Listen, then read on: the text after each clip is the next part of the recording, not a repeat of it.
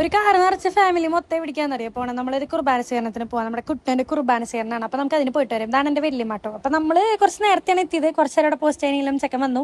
അപ്പോൾ ഇവൻ്റെ കുർബാന സ്വീകരണമാണ്. സംഭവം സെൽഫ് ഇൻട്രൊഡക്ഷൻ പറയുന്നതാണ്. കുട്ടിക്ക് കഴിഞ്ഞ് ചെറുതായിട്ടൊന്ന് പോയെന്ന് തോന്നുന്നുണ്ട്. ഇതാണ് ഞങ്ങളുടെ സേറ ബേബി നല്ല സുന്ദരിയായിട്ടാണ് വന്നോണേ. അപ്പോൾ നമ്മളെ ഫസ്റ്റത്തെ പരിപാടികളൊക്കെ തുടങ്ങി. മെഴുതിരി കത്തിക്കൽ, കേക്ക് കട്ട് ചെയ്യൽ, അങ്ങനെയൊക്കെ പരിപാടികൾ പലതും ഉണ്ട്. അപ്പോൾ അതൊക്കെ ആദ്യം തന്നെ തുടങ്ങിയത്. അങ്ങനെ അവർ കേക്ക് തിന്നുന്നത് നമ്മൾ നോക്കിയിരിക്കുമ്പോൾ തന്നെ നമുക്കും കേക്ക് കൊണ്ടുവന്നൊരു ചേച്ചി. സംഭവം അത് പ്ലം കേക്ക് ആയിരുന്നു. നമ്മൾ അഡ്ജസ്റ്റ് ചെയ്ത് നമ്മൾ ആ കേക്കൊക്കെ കഴിച്ചിരുന്നു.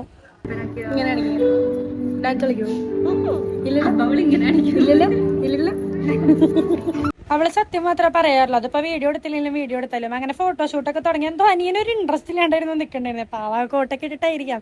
ചേട്ടന്റെ കൂടെ നിൽക്കാനുള്ള ബുദ്ധിമുട്ടാണെന്ന് അറിയില്ല. പരിപാടികൾ അങ്ങനെ ഓരോന്നോരോന്നായിട്ട് തുടങ്ങി. അങ്ങനെ പാപ്പിയുടെ പാട്ടൊക്കെ ഉണ്ടായിരുന്നു. അവന്റെ ചങ്ങിന്റെ പാട്ട് കേട്ടിട്ട് അവരവിടെ ഇരുന്ന് ചിരിക്കണ. ഇതാണ് യഥാർത്ഥ ഫ്രണ്ട്സ്. കണ്ടില്ലേ, ഒരാള് പരിപാടി അവിടെ ചെയ്യുമ്പോൾ അവിടെ ഇരുന്ന് ചിരിക്കണത്. നമ്മളൊക്കെ ഇങ്ങനെയാണ്. പിന്നെ നമ്മൾ മെയിൻ പരിപാടിയിലേക്കാണ് പോയി ഫുഡ് കഴിക്കല്. വിശന്നിട്ട് അവിടെ കുറെ നേരം ഇരുന്നു. പിന്നെ ചൂടും. അപ്പൊ അങ്ങനെ നമ്മൾ ഫുഡ് കഴിക്കായിരുന്നു. ഫുഡൊക്കെ അടിപൊളിയായിരുന്നു. അങ്ങനെ നമ്മൾ ഫുഡൊക്കെ കഴിച്ചുകൊണ്ടിരിക്കുമ്പോൾ എന്റെ ചേട്ടൻ ചോദിച്ചു, എനിക്ക് തന്നെയാണോ 24 മണിക്കൂറും പണിയെന്ന് വെച്ചു. അങ്ങനെ ഇത്രയും 2 പ്രായമുള്ള സ്ത്രീകൾ ചെയ്ത തെറ്റ് ഞാൻ പറഞ്ഞുതരാം.